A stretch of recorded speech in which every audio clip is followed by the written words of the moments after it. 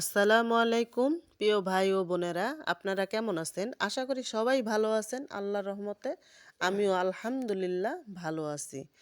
তো আজকে দেখুন আমি ঝাটকা মাছের তেল ঝাল বানিয়ে নিলাম। সাথে বেগুন চাক চাক ভাজি দিয়েছি।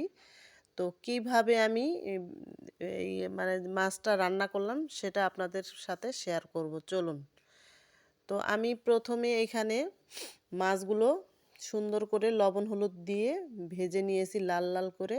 আর এই যে দেখুন, আমি গোল গোল করে চাক চাক করে বেগুন কেটে তারপরে এটাও লবণ হলুদ দিয়ে ভেজে নিলাম। আর এই যে মাছটা আগে আমি ভেজে রেখেছি লাল লাল করে। আর এখন আমি বেগুনটা ভেজে নিব। তো বেগুনটা ভাজার পরে আমি প্রথমে কড়াইতে পেঁয়াজ বাটা দিয়ে দিলাম। পেঁয়াজ বাটা দিলাম, আদা রসুন বাটা দিইনি আজকে, কারণ এটা ইলিশ মাছের ফ্লেভার আসে, এই জন্য আমি ইলিশ মাছে কখনো আমি আদা রসুন খাই না।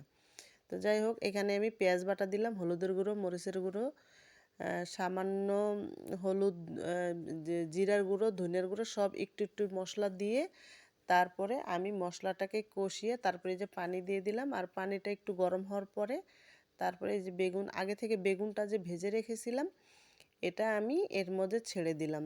এটা দেওয়ার পরে সামান্য একটু বলক আসার সাথে তারপরে আগে থেকে যে মাছটা আমি ভেজে রেখেছি ওই মাছটা এটার মধ্যে আমি উপরে থেকে বসিয়ে দিব। তারপর দিয়ে একটু ঢেকে দিলেই আমার রান্নাটা কমপ্লিট হয়ে যাবে। তো আমি এরকম করে বেগুন আর এই ঝাটকা মাছটা রান্না করছি, মানে এতটা ভালো হয়েছে কি আর বলবো, তাই আপনাদের সাথে একটু শেয়ার করলাম। আপনারাও বাসায় ট্রাই করবেন।